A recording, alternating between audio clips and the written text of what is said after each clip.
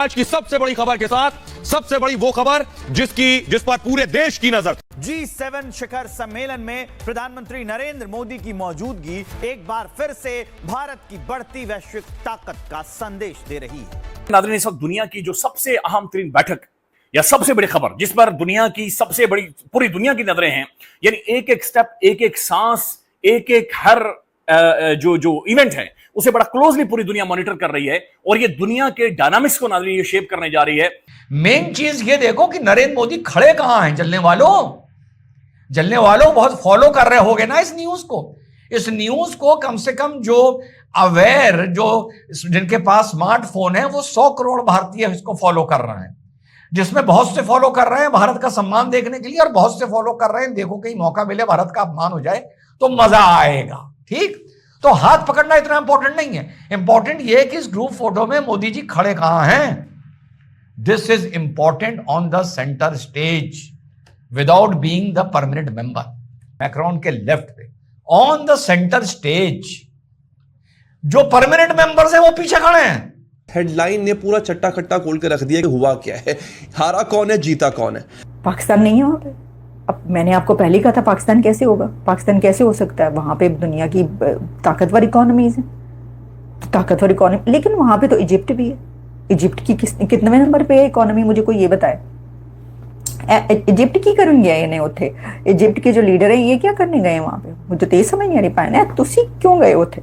अच्छा, इजिप्ट के साथ साथ कीनिया, ओ भाई साहब कीनिया भी वहां पे है, कीनिया के लीडर। अच्छा, कीनिया के लीडर वहां पे हो सकते हैं, इजिप्ट के हो सकते हैं, नहीं हो सकते तो पाकिस्तान के नहीं हो सकते। पाकिस्तान का कोई लीडर वहां पे उन्होंने बुलाया ही नहीं, मतलब मुंह ही नहीं लगाया। ये क्या बात हुई, आप कीनिया को बुला रहे हैं, पाकिस्तान को मुंह ही नहीं लगा रहे, आप इजिप्ट को बुला रहे हैं, आप पाकिस्तान को नहीं बुला रहे। भाई मेंबर की बात नहीं है, उनकी मैशियत देखे कहाँ पे है। वो दुनिया की कोई 5वीं के 6वीं बड़ी मैशियत है, तो उनको तो इनवाइट करेंगे ना। जो मांगने वाले होते हैं ना उनको नहीं कोई बुलाता। अच्छा। वैसे भी आजकल आपको पता, किसी खाने वाला जो मांगने वाला होता है ना उसको दावत पे नहीं कोई बुलाएगा। हाँ। और जो खर्चने वाला होगा, जो बिजनेस देगा, उसी को बुलाएंगे। और अपने बॉडी लैंग्वेज से भी मोदी जी बता रहे हैं कि India is not happy with USA, United States of America. Basir साहब बताइएगा, और भारत के पूरे जनूबी एशियाई खित्ते में किस तरह से एकदम से स्पेस मिल गई भारत को, क्या हम इसको अपनी नाअहली करार दें या कि भारत की जानिब से इस पर बहुत ज़्यादा वर्कआउट किया गया? नहीं, तो बहुत काम किया भारत में, इसमें कोई शक नहीं है। को न जाने अब देखिए ना, मिसाल के तौर पर तो आपको लगता है कि कोई स्ट्रॉन्ग आउटकम आ सकता है इस डिस्कशन के बाद, और स्पेशली जब मोदी और ट्रंप की मुलाकात भी होने जा रही है, कुछ स्ट्रॉन्ग आउटकम आ सकता है इस पर पॉजिटिव? नरेंद्र मोदी साहब की डोनाल्ड ट्रंप साहब के साथ G7 में मुलाकात हुई, क्या पाकिस्तान को भी इनवाइट किया जा सकता था? इसमें मेरा ख्याल है इसमें जो होस्ट होता है वो मैटर करता है।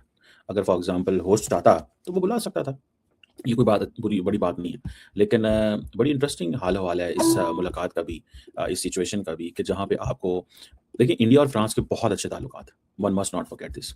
अब सिचुएशन आ गई है, देखिए मैं देखता हूँ छोटा सा मुल्क है Qatar, UAE, why were they on the table? वो टेबल पे क्यों बैठे हुए थे? वो टेबल पे बैठे हुए थे पैसों की वजह से, कि उनके पास अच्छे रिसोर्सेज है, इंडिया बड़ी मार्केट है। इजिप्ट क्यों बैठा हुआ था? सवाल पैदा होता है ना, इजिप्ट को की लीडरशिप क्यों गई हुई थी? क्या रेफरेंस बनता है इजिप्ट की लीडरशिप का वहाँ पे? कोई खास रेफरेंस नहीं है, सिर्फ और सिर्फ आपकी पॉलिटिकल रेलिवेंस, आपकी जो पॉलिटिकल रेलिवेंस होती है ना वो मैटर करती है। मेरा ख्याल है जो मेरा सेंट्रल पॉइंट है ना आज का वो ये है कि पाकिस्तान को अपने ताल्लुकात EU लीडर्स के साथ बहुत अच्छे करने हो। हमारा जो सारा टाइम फोकस नॉर्थ अमेरिका में होता है, उससे हमें थोड़ा सा बाकियों को भी साथ लेके चलने की कोशिश करनी चाहिए। और अगर हम ये नहीं लेके चलते बाकियों को साथ, और हम सिर्फ ये कहते रहते हैं कि नहीं जी हमें तो बस यही ठीक है जो है हमारा, नहीं। देखिए ये फ्रांस के साथ खास तौर, मुझे पता है फ्रांस से हमें बड़ा चैलेंज देता है, फ्रांस हमारे साथ ताल्लुकात अपग्रेड नहीं करना चाहता। I know that very well, I have a background understanding. और वो इंडिया की वजह से सारी बात है उनकी अपने, क्योंकि इंडियंस कहते हैं कि जी क्यों पाकिस्तान, क्यों जी पाकिस्तान को नहीं बीच में आने देना, पाकिस्तान हमारा असली दुश्मन है। वो तो ठीक है यार, हमारा कारोबार इंडिया के साथ चल रहा है तो हमें ये करने की क्या जरूरत है? सारा समझ रहे हैं बात, हमें ये सब करने की क्या जरूरत है? वो इस चीज़ में फिर शुरू हो जाते हैं। मुझे ज़ाती तौर पे ये लगता है that this is a moment, Pakistan को इस मोमेंट का फ़ायदा उठाना चाहिए कि अब दुनिया हमें रिकग्नाइज कर रही है, सिर्फ मिडल ईस्ट नहीं, यूरोप के साथ ताल्लुकात को रीडिफाइन करें। देखिए समटाइम्स इट्स नॉट दैट आप टेबल पे हैं, समटाइम्स इट्स लाइक आप टेबल पे ज़रूर हैं और आपकी वैल्यू है, आपको कोई एज ए इंडिया को क्यों बुलाया जाता है? जस्ट एक मेरे से सवाल है, इंडिया को क्यों बुलाया जाता है वहाँ पे?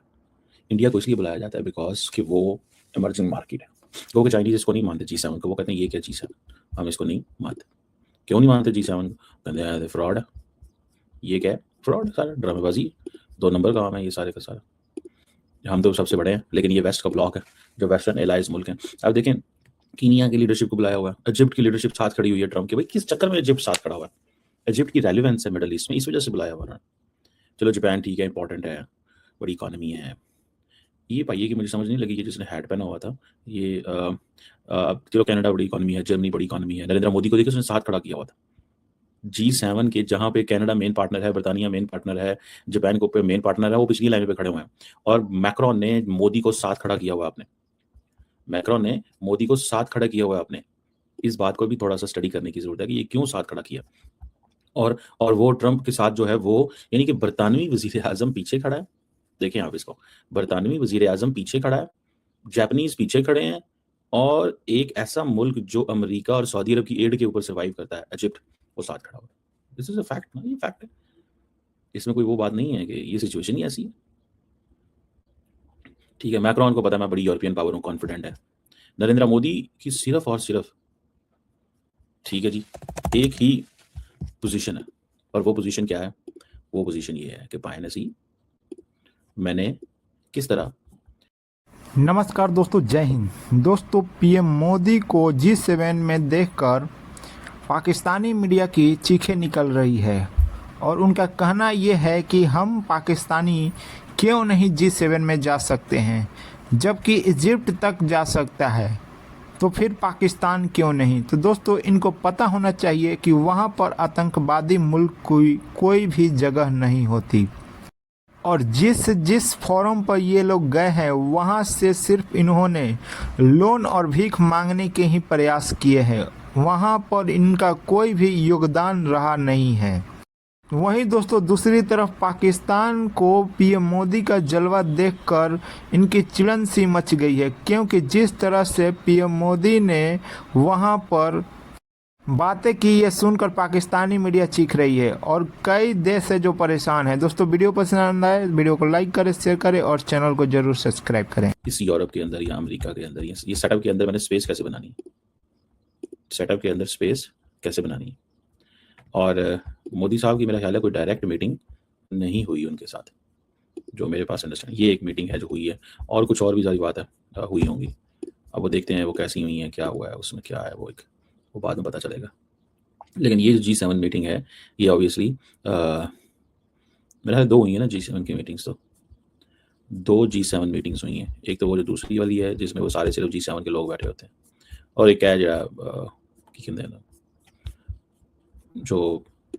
जो लीडरशिप है तमाम जिनको बुलाया हुआ था, जिनको एज ए गेस्ट बुलाया हुआ था, और वो सारा। तो बहरहाल ये चीज़ें जो है ना वो they are in front of us, ये चीज़ें हैं हमारे सामने। और दूसरी बात मैं आपको एक और भी बताऊं, ये यूरोपियंस को कि इस पॉलिटिक्स को, यूरोपियन पॉलिटिक्स में पाकिस्तान को जाना चाहिए। You have to make sure